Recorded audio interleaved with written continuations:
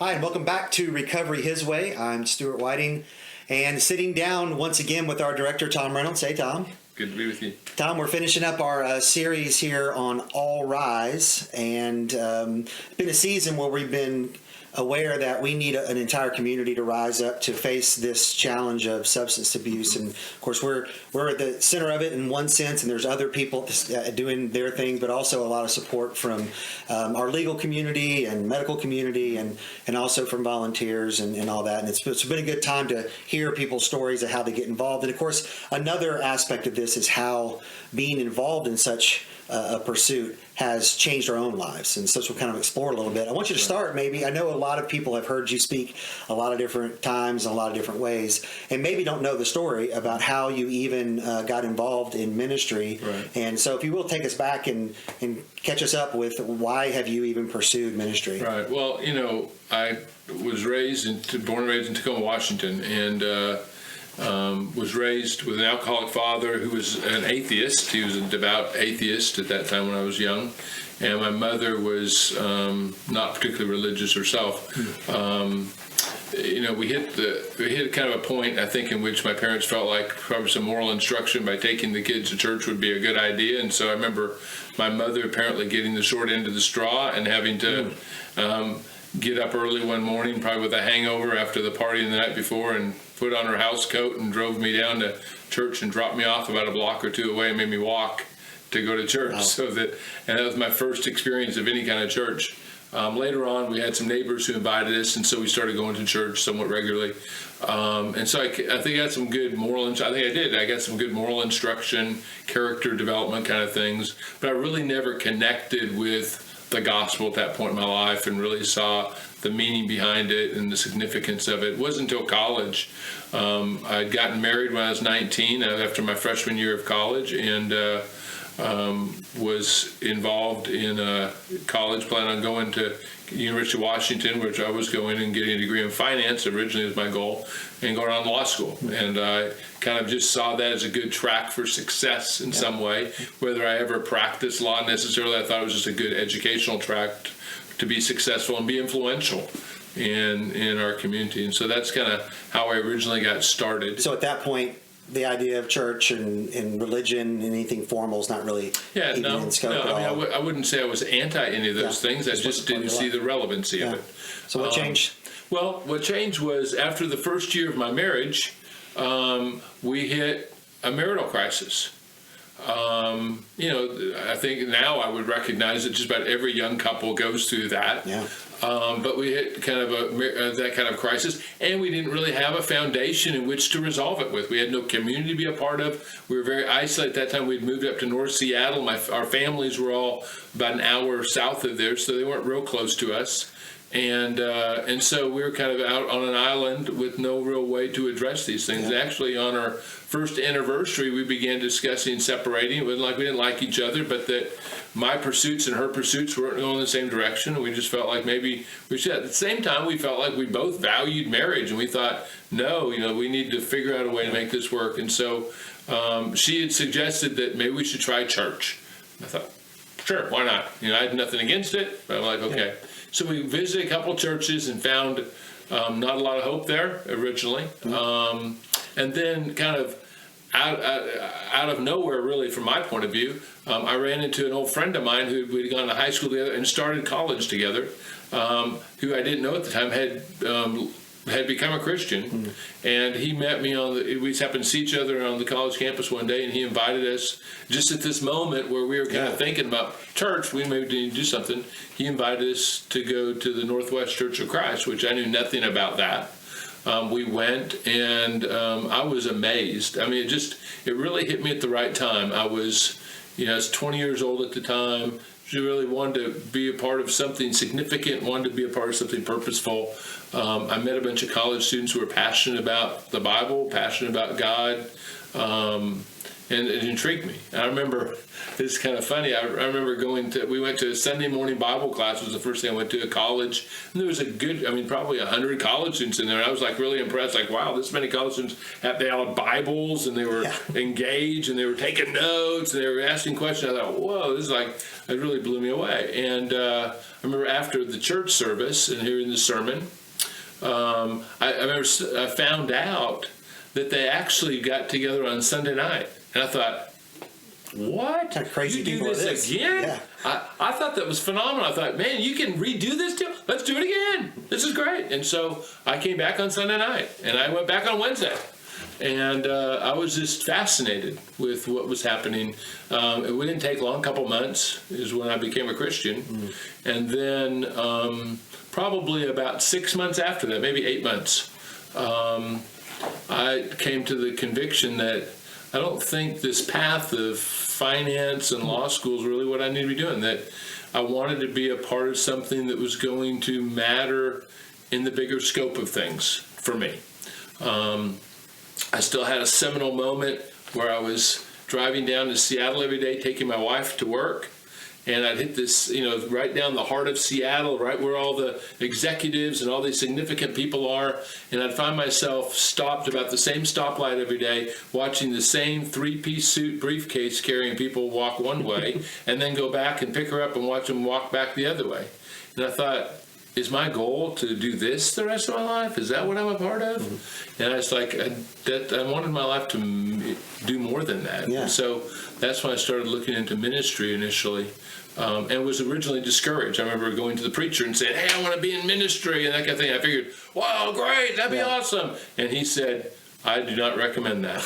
And he tried to just do anything he could to dissuade me from that. Part because you're young in the faith, or just I think it's going to be a hard road? Yeah, I think mainly I was young, and I was probably he probably saw me as kind of just still wet behind the ears and a little too young to really understand what I was committing myself to. Yeah. And I went back and kind of retooled and reevaluated, and came back and said, no, I wanted to do this. And so they started an intern program at that point, and there were probably 5 or 6 of us who went to this little internship program in our church. That kind of got me. I continued to finish my education at the University of Washington Business with more of a focus on getting involved in campus ministry at that point. Wow, okay. So then, but at that point, when you say I want to be in ministry and you're excited about it, it sounds like the community aspect and just seeing, this effect on a broader group of people really affects you also, and hearing the message and the good news. What do you think it's going to mean to be in ministry now as a career? Yeah. 2 things. One, I wasn't going to be able to enjoy the lifestyle of a successful lawyer. I was choosing. I really had clear in my mind that I was kind of taking a vow of poverty. So that was you were very aware of that. I was very aware of that. Yeah. That was fine. That's what I wanted. Yeah. Because I believed it was for something greater. The second thing was, I had been involved in a ministry that had been very evangelistic and very discipling oriented in terms of relationships, and I really saw the transforming work of the gospel in young people's lives, and I wanted to be a part of that. I wanted to be a part of. I really believed that ultimately the world's not going to be changed by better politicians. It's not going to be changed by making better rules or laws. It's not going to be changed by having stronger armies or anything like that. I think ultimately the gospel was the thing that was going to really make a difference in our world, and I want to be a part of that. And so that's kind of how I got involved, and my vision for ministry was really about that. I know being in ministry over these years, I've really been kind of taken back by most of the people that I've met in professional ministry who see it more as a opportunity to, reflect in their studies and count, kind of administer church things and that kind of stuff. I never had that picture in my mind. My mind was always about being with people and sharing the message of the gospel and seeing people's lives change, being in their homes, being in their dormitories, being out with people. I never envisioned sitting in an office. So I've known you pretty well for a while now, particularly in the last 6 years or so working here, and it's clear that you're very driven by relationship and community. And were you really aware of that back in that, when you were 19, 20, where it's like, this is really where I get my energy? What's funny about that is that I'm basically an introvert. Yeah. I don't really, I look at a lot of people I know around me who have had long-time friendships. They'll go on vacations with these family friends that they've known since college or something, and that kind of thing. And I don't have any of that. When I go home, I want to be home. It's kind of more of a a conviction of mine. I mean, I do have a passion for it, but I think it's kind of grown over the years by my experience. And so I'm not naturally, I don't think, wired that way. I think naturally I just soon stay by myself and read a book or, do things like that. But there's a guy driving me about wanting to be with people that I've gotten so accustomed to now. It's almost like I'm addicted to it. So you go through this intern program that's spun up, and where does that lead you in ministry? Yeah, well, we ended up going to my first ministry opportunity in campus ministry. I'd actually interviewed a few places and was in a difficult crisis at that time because we were about ready to have our first child. I had no place to go. The internship had ran out. I had no income. I didn't know where in the world I was going to live. You can't go down to the local bank and get a job at this point, right? I mean, it's not in the scope anymore. Right. And so I was really in a crisis about what to do. I wanted to be in campus ministry, but I'd interviewed a number of places and not had an opportunity yet. This is early 80s? This was 1981, 82. My understanding of campus ministry, they're not all over the place kind of yet. No. This is just starting to really grow. You happen to hit at the University of Washington one that is ahead of the game. Not a lot of places. Right, and pretty much we were interviewing a place, churches that were considering starting campus ministries, and that was kind of the thing. And so I remember I interviewed in Reno, Nevada. I interviewed in Columbus, Ohio, at Ohio State, and ended up at Pepperdine University, which was a really phenomenal experience in a number of ways. So I enjoyed that. I was there 2 years. I think a couple of interesting things. I'd been a Christian. I've been a Christian about 3 years by the time I became campus minister at Pepperdine, and most of the college students in my campus ministry had been raised up in the church. For sure. And so they'd been Christians way longer than I had been, and they were looking to me for direction, and advice, and insight, and that kind of thing. So it was kind of a unique experience itself.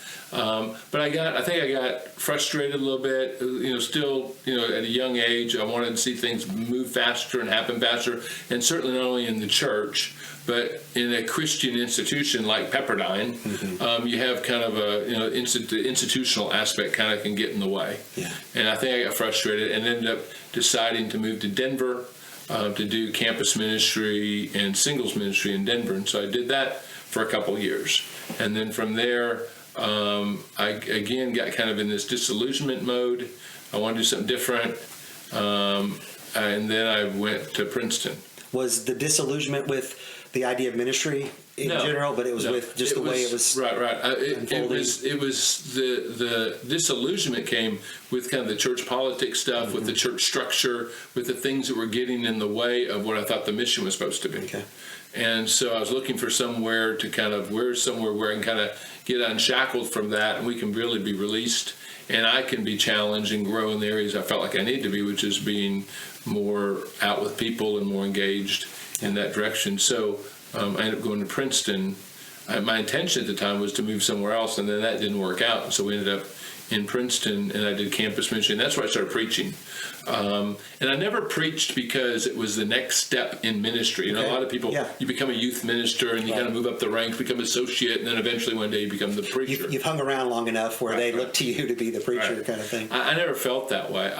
Was it a goal of yours to be a preacher? No, not at all. I had no real interest in being a preacher. I didn't mind preaching.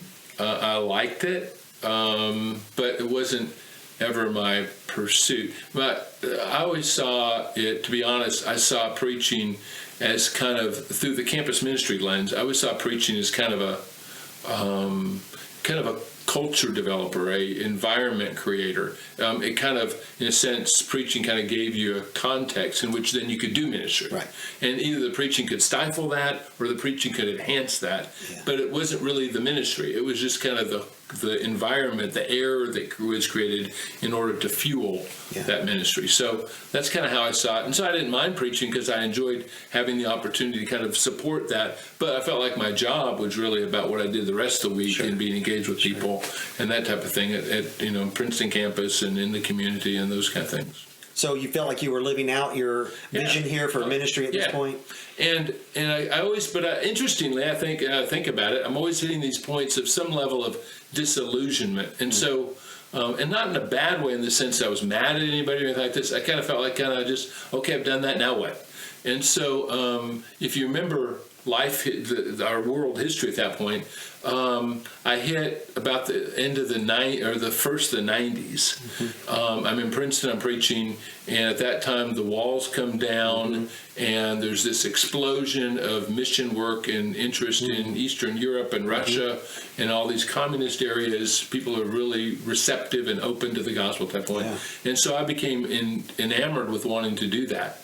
I was in the Northeast. I knew a lot of people from Eastern Europe. I mean, neighbors and friends and people and that kind of thing because of those communities. And so I really wanted to. My vision was I really wanted to do campus ministry in Europe. I felt like, there's no better way to reach the future than to reach the college campus, and that if we could establish a ministry and train people and equip people in Europe to go back to these Eastern European universities and have the influence of the gospel there, that would be the best way to influence the future of Eastern Europe, I felt like, and I really wanted to do that. Unfortunately, at that point, I hit some struggles personally in marriage, and my wife was having some hard times, and we were kind of going through some struggles. She was going through, I think, some own personal crises in terms of evaluating what she wanted to be and do, and so we ended up kind of dragging family all over the place, and maybe now we're going overseas. Right. And she was very supportive of that. But then we kind of hit some roadblocks within our relationship, and so we kind of felt like that would be a little too bold of a move at that point. And so the opportunity to come to Huntsville and continue to work in campus ministry and preach, which would have been kind of our thing to do, was kind of, we felt like would be a good fit. It's something I knew how to do, and that would be a good way for us to kind of restart in some ways through some of the stuff we're going through. So we came to Huntsville. And of course, that's where we get to know each other, and we were there as you were coming. And so you have what I would, from my standpoint, a successful stint as being the pulpit preacher there, as well as doing the other things that I guess now hearing you say you felt were much more important than your preaching in particular. And so you've had this. And you heard me preach, so you knew I felt the other things were much more important. No, you're always. How long had you been preaching when you came in, like in '94? Probably about 8 years. Okay, yeah, you could tell that you were pretty polished and whatnot, and and we were a very established congregation and people that loved opening the Bible together. So had you not been at a certain level of proficiency, I don't think you would have cut the mustard, so to speak. Yes. People are going to let you know. Central has definitely a high standard in terms of biblical knowledge and that kind of thing, which I found over the years has been great for me in terms of refining me. It hasn't always been easy. Right. I've always found myself in situations where you can't just get away with fluff. You can't get away with. I'd listen to great sermons I'd hear other places. I'd seldom, but every now and then, man, I just want to kind of read. I'm going to do that lesson this coming Sunday, and I'd try it, and it would just get ripped to pieces. I think, my goodness, I can't. And I realized that there's a certain level. It's an expectation, right? Yeah, so obviously you had a good long 10 plus years of being the pulpit preacher and other minister aspects at Central, but now you're at His Way and been here for 15 years. What's the change there? Yes, as I mentioned, it was kind of back when I was in Princeton. We started having these marital things started kind of flashing some degree, and I think we tried to manage those, and we did well for a while, but unfortunately they popped up again. And in 2003, I'd been at Central for 9 years at that point.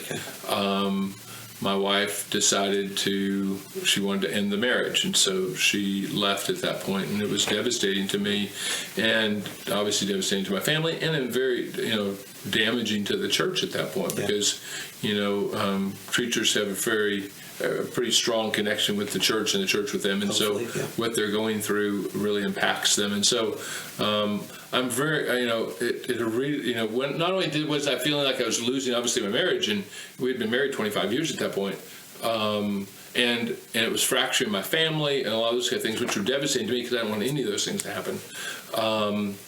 it also was very career disruptive. I didn't know what kind of future I would have in ministry because, there's kind of an expectation in terms of marriage and family and that kind of stuff for preachers.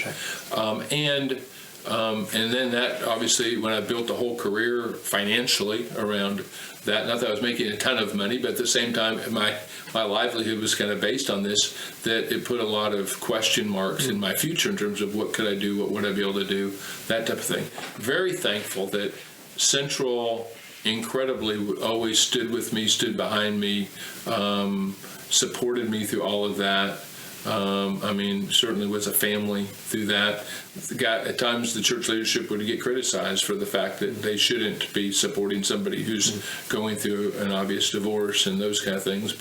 And obviously, you're still there as a member, so it's been an ongoing community you're part of. What causes you to step down? Yeah, well, I continued ministry for a couple of years after that.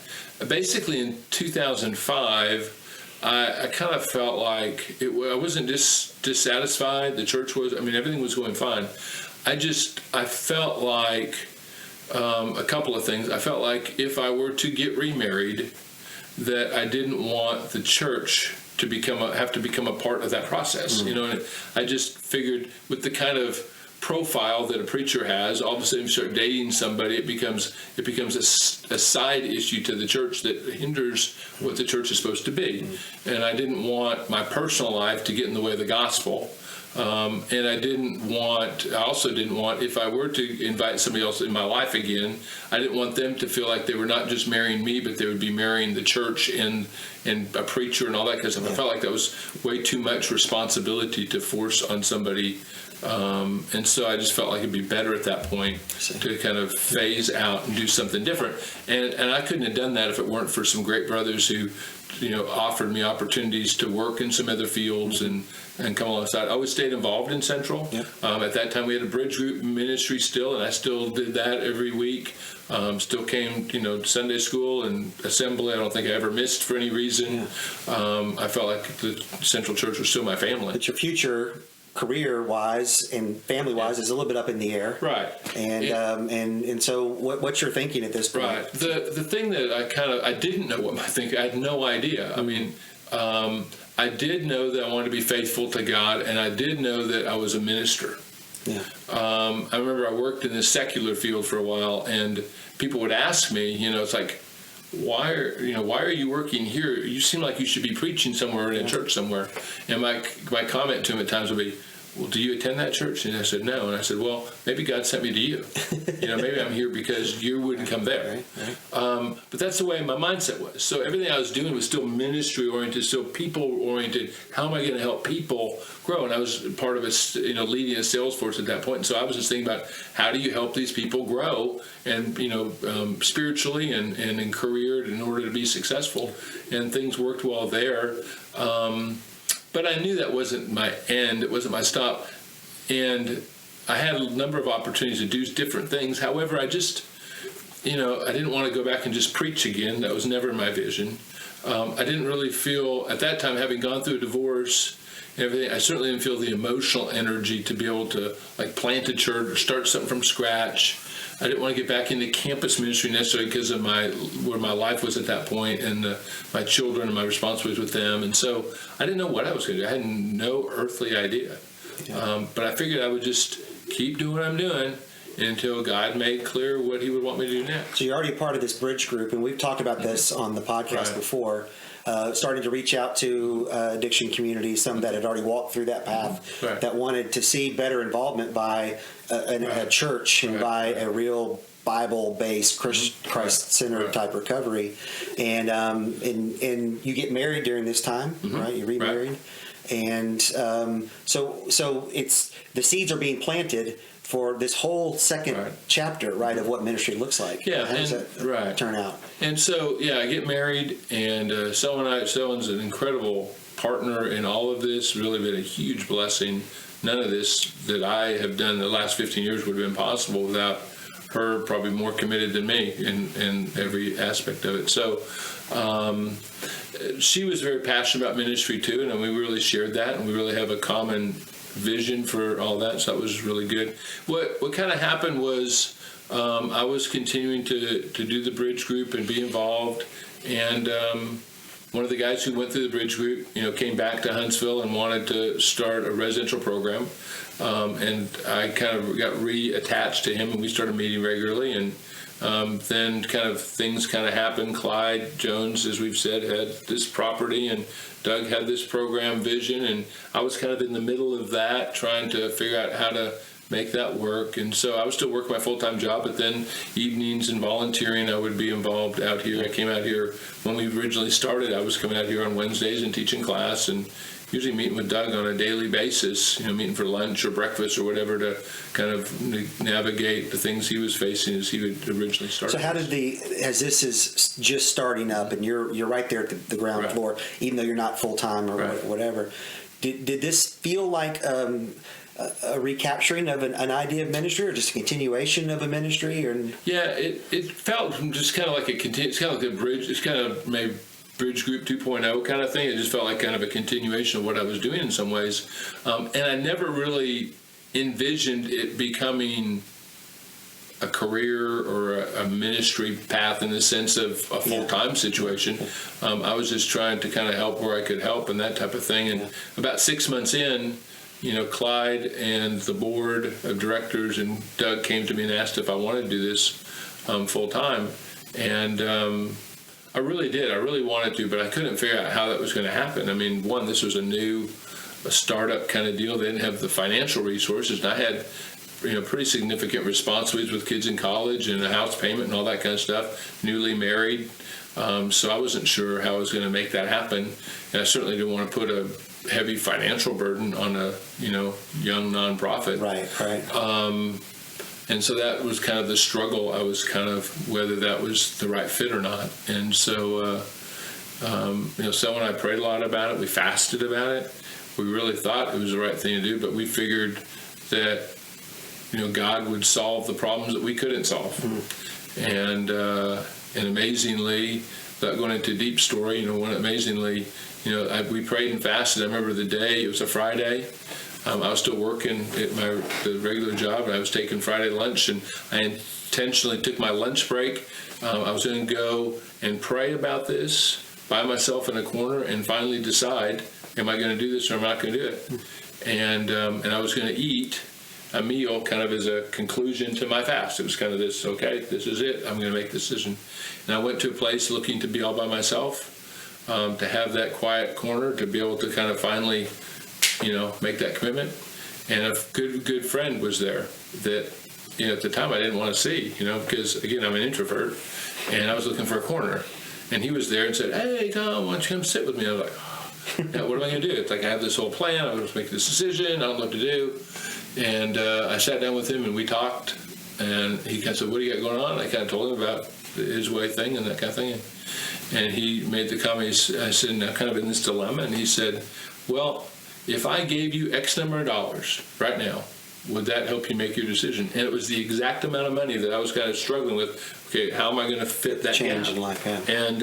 And that he wouldn't have known. I didn't tell him, but he spoke that very amount of money, and I felt like, well, God answered it more clearly than I could have in my corner, with a couple of pieces of chicken. So that really was kind of a confirmation to get into this, and so. And I really have since I've been here, I feel like it's really been a tremendous fulfillment of everything I've gone through. Yeah. Relationship-wise, discipling, evangelistically, even administratively, organizationally, all those kind of things. I feel like all the things I've gone through has kind of prepared me for this one thing. And I really think it's all, for me, it's all been kind of, everything's been working to bring about this one thing. Yeah, so how do you see this now being this, fulfillment, and I mean, not the ultimate fulfillment, but this continuation and fulfillment of the ministry that you've wanted to be a part of, and you had this vision back when you are converted to say, I want to be helping people. How is that happening here at His Way? Well, I think the beauty of it is it's I think I'm doing all the things I had the passion heart to do without feeling stuck in the institutional structure that you have to maintain. That's the social expectation of church. Yeah. And so I think it's kind of the decoupling of those things in a sense that I've really been able to enjoy, which is always the thing I was always looking for, and never created. It's actually, I kind of stumbled into it, right? Yeah. But I have nothing wrong with church. I mean, I love the church. I'm an active part of the church. I love and I respect every aspect of it. I just see at times that it can kind of sometimes get in its own way at times. And I feel like this is the perfect fulfillment. I mean, the things that I was raised in Christianity was, sharing the message with people who are desperate and hurting, and then helping to build a relationship with them that was going to mature them and disciple them in that. And that's basically all that we do here. I mean, we reach people who are desperate, who come through the doors, and then we are spending a whole, 9 months to a year. And really the reality is every one of our guys stays a part of our family for years and years to come. Yeah. And we get to be a part of that ongoing discipleship, and not just with the men, but with their, I do a lot of premarital counseling for guys and marriage counseling, and we have a small group that, of marriages of couples that come together at our home every Thursday night, and so this is the ongoing process of that. Yeah, there's something about being really on the front line and not shrouded in more of the bigger organizational. Maybe an irony is we're starting to be bigger, and there is more organization happening now. So you're having to learn to work within that again. But I know where you're coming from there. I guess final question here, since we're kind of wrapping up this All Rise. What does All Rise mean to you, and especially for the future? For me personally, I think God's created an opportunity for me to ultimately find what I think he was always working toward in my life, that I'm sure I would not have been able to accomplish at any other stage. It's the perfect timing for it. Yeah. You didn't sit down and plan out in 1 year I'm going to do this, right? I had no idea. As we typically think we need to do. But I think so. He's risen me up, and I don't think this is the end. I think this is the continued beginning of something far more. I have a vision for wanting to encourage Christians, whether they be certainly guys in full-time ministry at different places, people maybe going through the same journey that I've gone through, finding this place where they can connect with a desperate community. I think so many people in ministry want to reach out to the lost. They want to disciple and train up the next generation of leaders, but they're so stuck in just administering church that it's hard to ever get there. And I think this ministry of reaching people in addiction is a great way to do that. It's a great evangelistic opportunity, a great discipling opportunity. And you've known a lot of these guys that we've had a chance to meet. Some of the most talented, sharp, intelligent, capable, and in many cases not particularly shackled to a lot of other things. They're kind of a fresh start, and so they're really wide open to the next adventure in their life. Right. And what a great opportunity to really bring a revolutionary message. And I think it's really we're at the juncture, I think, at the intersection of a really key time. It's a critical time in our culture where obviously addiction's a huge problem, but addiction's a huge problem in our culture because it's a part of the systemic problem in our culture of this self-indulgent type of culture in which addicts are simply the ultimate projection of that and fulfillment of that. And so to be able to speak to that and bring the gospel to that key idea, I think is really a revolutionary opportunity to bring life-transforming message to people who are hurting. Yeah, well, it's amazing to see how God has used you in the ups and the downs to really be at the heart of what's been happening here, and now getting the opportunity to leverage this into Atlanta and to inspire others that have graduated to start other programs. And and it's not just about substance abuse recovery, but just finding people, communities that are hurting, that are ready to listen. It seems so often in here with one story, and I've said it a couple times to you, but I remember so vividly during this time you were no longer preaching and not yet had started another ministry when you were working, selling printers and whatnot. You said, I asked you, are you going to preach again? Do you have a chance to preach? And I'm sure you get that question all the time. So I've had some opportunities, and I'm not really sure. Because I've been thinking on it. I don't want to stand up and ask people to come listen to me. I want to go find people. And you could even see in your heart then that this idea of ministry meant finding people where they are. And obviously we're able to do that here at His Way. And there are other groups, good groups in all of our communities, and anyone listening that you can find that are out there right on the front lines with people, and take our faith and just be the vessel that we were intended to be, to transform lives and bring the gospel into their lives. It's a beautiful thing. Right. That's thanks for sharing and opening up today. Thank you. Thank you also for joining us on the podcast today. And if you'd like more information about His Way, you can find it at hiswayinc.org.